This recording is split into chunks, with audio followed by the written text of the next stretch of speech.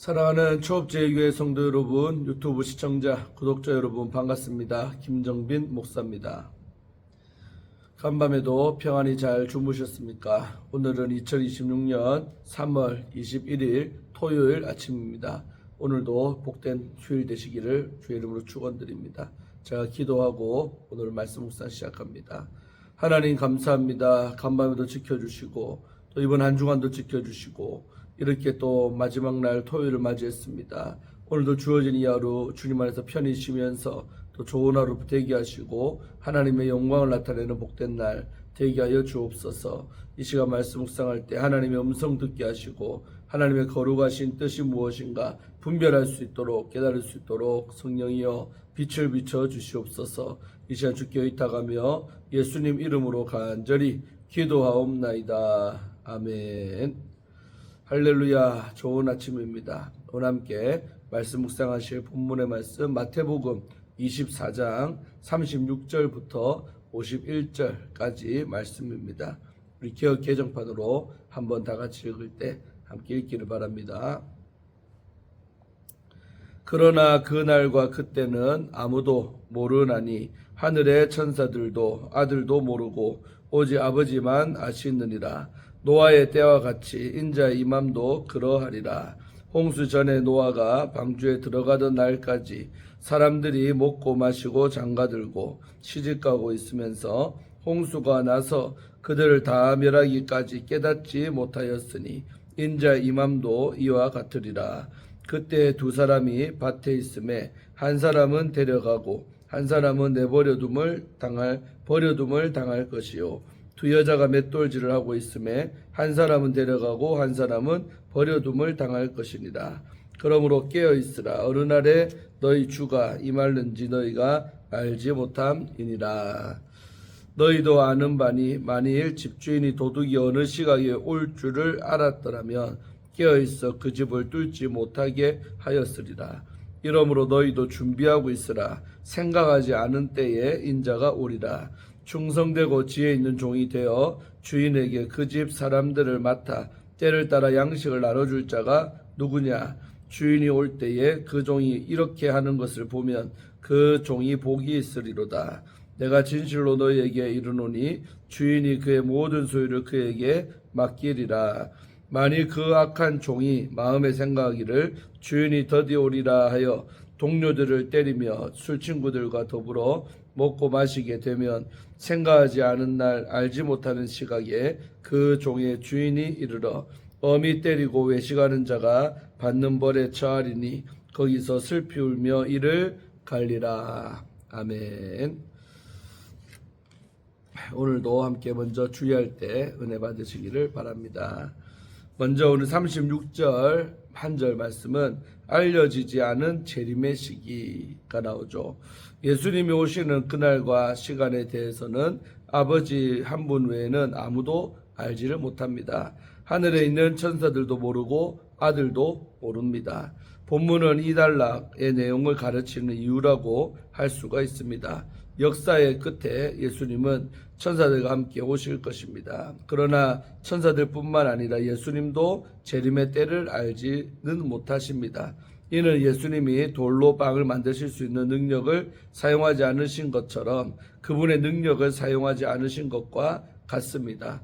아들도 그날을 알 수 없다는 사실은 누구도 재림의 때를 알 수 없음을 분명히 합니다. 예수님이 스스로 지식을 제한하셨으므로 교회는 재림의 시기에 대해 오만한 태도를 갖거나 미혹되지 말아야 합니다. 자, 다음으로 37절부터 41절까지 말씀은 그때를 알지 못하는 사람들의 운명이 나오죠. 인자는 노아의 때처럼 임하실 것입니다. 37절 말씀이죠. 심판을 부정하고 먹고 마시며 결혼하는 일상이 이어질 때 예고대로 홍수가 덮쳤습니다. 노아 시대 홍수처럼 인자의 재림도 예측하지 못하는 때에 임할 것이며 재림을 준비하지 못한 사람들에게 심판이 내려질 것입니다. 그러나 예수님이 오시면 아버지와 아들 또 어머니와 딸같이 가장 친밀한 두 사람의 운명이 달라집니다. 밭에서 함께 일하는 2명은 남성 복수형이므로 부자 관계나 형제 관계일 것입니다. 41절 말씀이죠. 함께 맷돌을 돌리는 두 여자는 어머니와 딸 내지 자매일 것입니다. 42절 말씀이죠. 심판이 임하면 한 사람은 데려감을 받고 다른 한 사람은 남겨지게 됩니다. 남은 사람과 또 데려감을 받는 사람 중에 누가 구원받고 심판받는 쪽인지 결정하기 어렵습니다.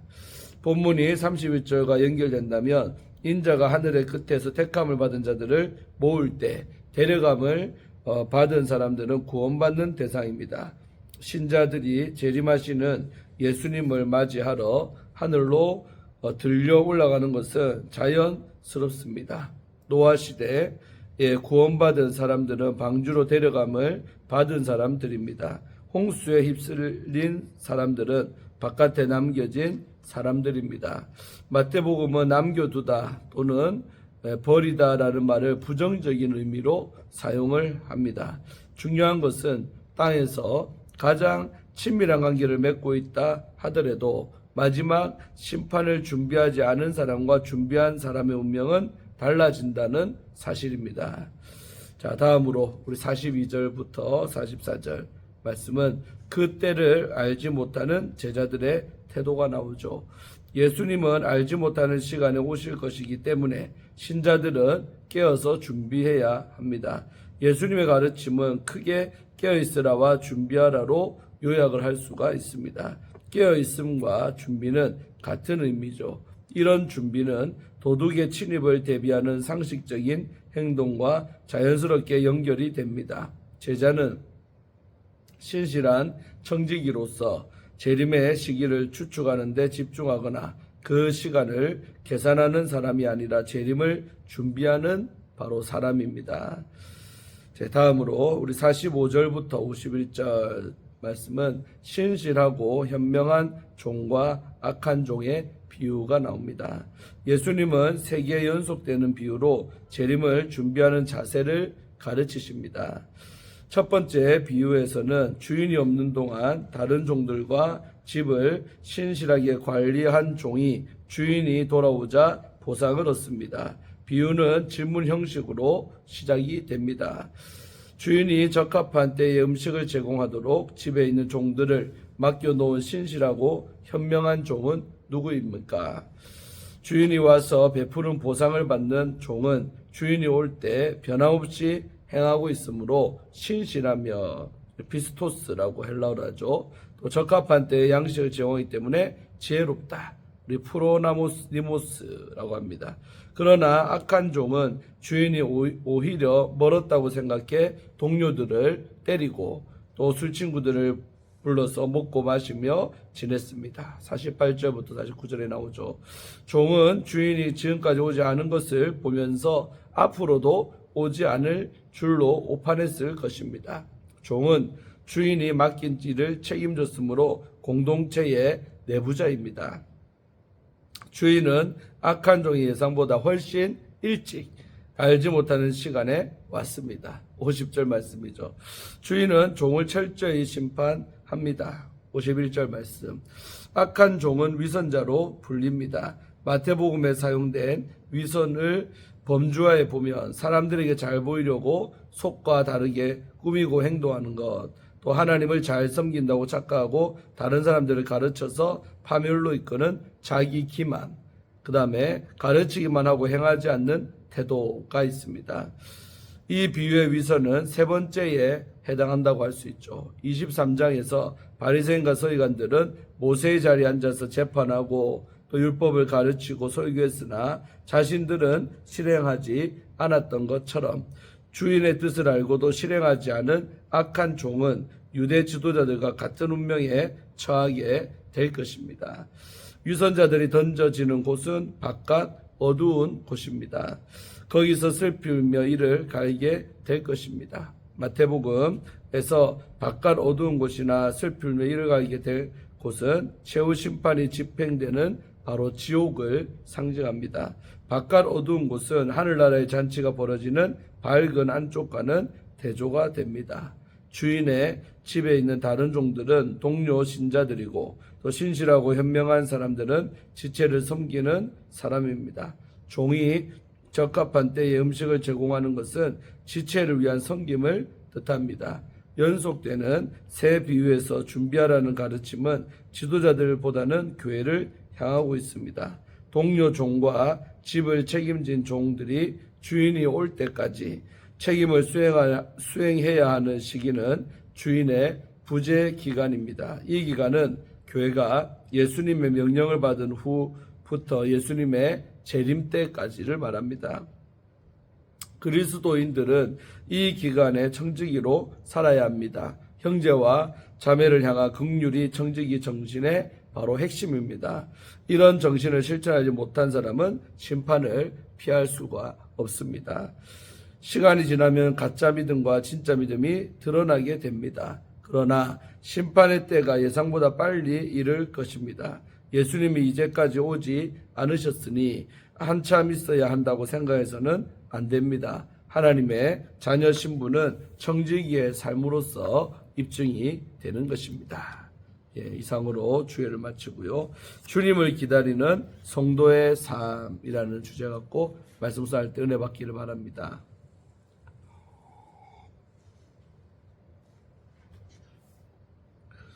성도는 궁극적으로 주님이 다시 오실 날을 기다리며 살아가는 존재입니다.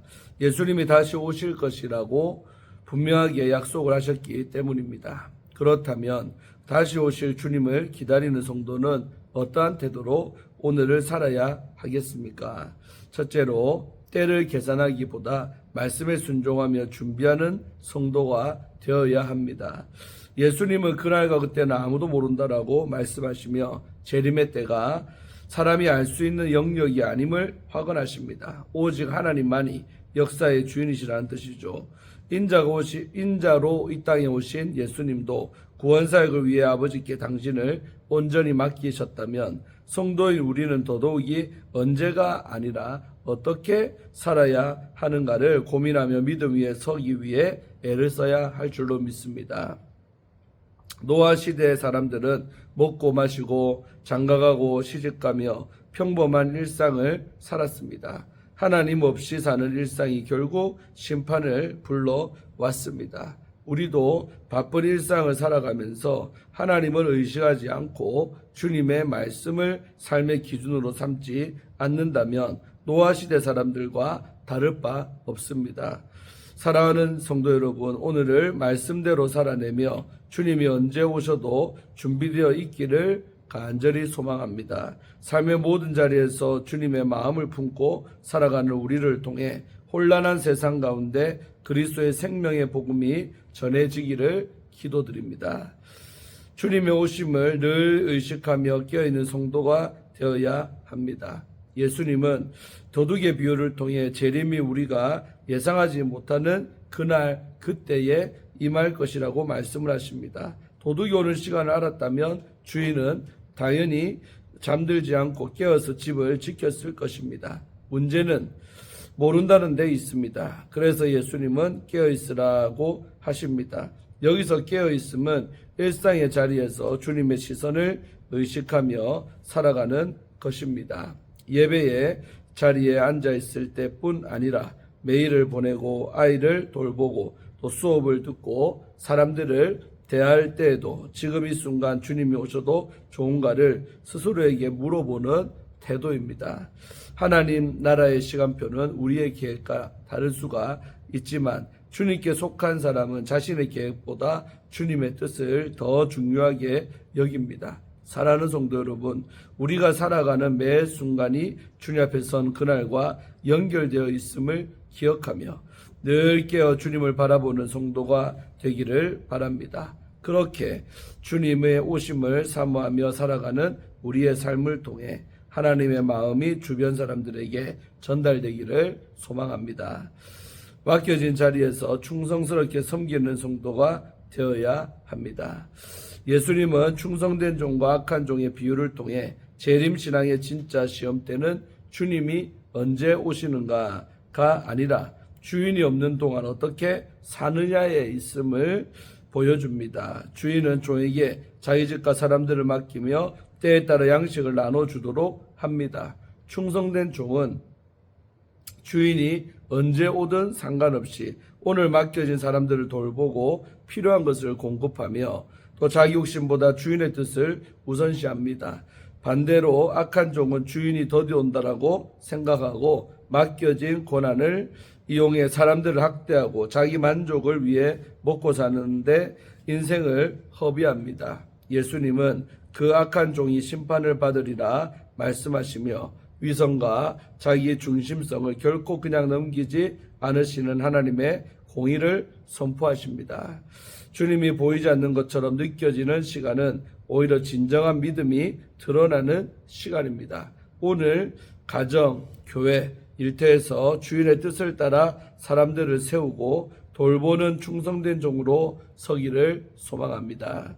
맡겨진 자리에서 충성스럽게 섬기는 우리 삶을 통해 이 세상에 하나님의 선하심이 분명하게 드러나기를 기도합니다. 사랑하는 우리 조업제교회 성도 여러분, 진실한 성도는 그날과 그때를 알지 못해도 변함없는 주님의 약속을 붙잡고 오늘을 성실하게 살아갑니다. 말씀에 순종하여 삶의 자리를 지키고 또 깨어서 영적 싸움을 치열하게 싸웁니다. 주님이 다시 오실 그날 잘하였도다 착하고 충성된 종아 라는 칭찬을 듣는 우리 모두가 되기를 간절히 소망합니다. 아멘. 예, 마지막으로 우리 류응열 목사님이 쓰신 우리 매일 소망이라는 책의 일부분을 읽어드리고 마칩니다. 미국의 MBC 투데이 뉴스 앵커로 활동하는 사바나 거스리가 하나님이 주로 하신 일을 출간했습니다. 우리 삶이 어떻게 펼쳐진다 할지라도 여전히 하나님의 사랑을 발견할 수 있다는 그런 내용의 책입니다. 책 내용 중에는 2012년 12월 코네티컷 주의 조그마한 시골 마을에서 일어난 샌디 혹 우리 초등학교 사건을 다룬 부분이 있습니다. 괴한이 학교에 침입해 20명의 아이들을 포함해 교장, 교직원, 또 자신의 모친까지 살해한 후에 자신도 자살로 생을 마친 모두 28명이 사망한 미국 역사의 길이 남을 가슴 아픈 바로 그런 사건입니다. 당시 6살 딸을 잃은 어머니에게 앵커 사바나가 인터뷰한 질문입니다. 딸을 잃은 끔찍한 고난 속에서 여전히 신앙을 유지하고 있습니까? 질문에 대한 어머니의 대답이 우리 가슴을 울립니다. 내가 천국에 가면 2가지 말을 듣고 싶습니다. 하나님으로부터는 잘했다, 착하고 충성된 종아라는 말을 듣고 싶으며 다른 하나는 엄마 안녕 하며 인사하는 내 딸의 목소리가 듣고 싶습니다. 이것이 하늘 소망을 가진 사람의 모습입니다. 내 모든 일이 잘 될 것이기 때문에 내가 앓고 있는 병이 다 나을 것이기 때문에 현재 처한 상황이 다 좋아질 것이기 때문이 아닙니다. 내 인생이 어떻게 펼쳐진다 하더라도 하나님이 나와 함께 하신다는 사실을 믿고 그분이 나를 잘 아신다는 사실을 기억하는 사람, 땅 위에 어떠한 역경에도 내 삶의 뿌리는 천국에 있다는 사실을 확신하는 사람이야말로 진정한 소망을 가진 사람입니다. 아멘. 네, 눈물이 막 납니다. 오늘도 귀한 말씀 묵상을 통해 은혜 받고 또 나를 향한 주님의 뜻을 깨달으신 줄로 믿습니다. 붙들고 하루도 승리하기를 바랍니다. 자, 기도하고 마칩니다. 하나님 감사합니다. 오늘도 교태하면서 많은 걸 깨닫게 하시고 마음에 담게 하심에 감사합니다. 주님이 언제 오실지 우리가 알지 못하기 때문에 그런 것에 집중하기보다 주님이 언제 오시더라도 내가 준비만 되어 있다면 언제가 무엇이 문제가 되겠습니까? 날마다 어떻게 사는 것이 더 중요한 것임을 우리는 말씀을 또 깨닫습니다. 하루하루 정말 하나님 말씀과 기도로 경건하게 살아가는 또 청지기로 삶으로써 정말 내게 맡겨진 것을 잘 감당하며 살아가는 것이 더 중요한 것임을 깨닫습니다. 날마다 주님 맞을 준비하며 살아가는 저희가 되어서 언제 주님이 오셔도 정말 낭패 당하는 것이 아니라 오히려 기뻐하며 주님과 함께 천국에 입성할 수 있는 우리 모두가 되게 하여 주시옵소서. 삶의 어떤 역경과 고난과 환란이 올지라도 우리가 그런 것 때문에 믿음을 잃어버리는 것이 아니라 하나님이 날마다 나와 함께 하시는 것을 확신하며 더 힘있게 살아갈 줄 아는 그런 진정한 믿음의 사람들 다 되게 하여 주시옵소서. 감사드리옵고 주님께 모든 것을 의탁하며 예수님 이름으로 간절히 기도하옵나이다. 아멘. 할렐루야. 오늘도 좋은 토요일 되시고 또 내일 아침에 뒤로 뵙겠습니다. 좋은 하루 되십시오. 샬롬.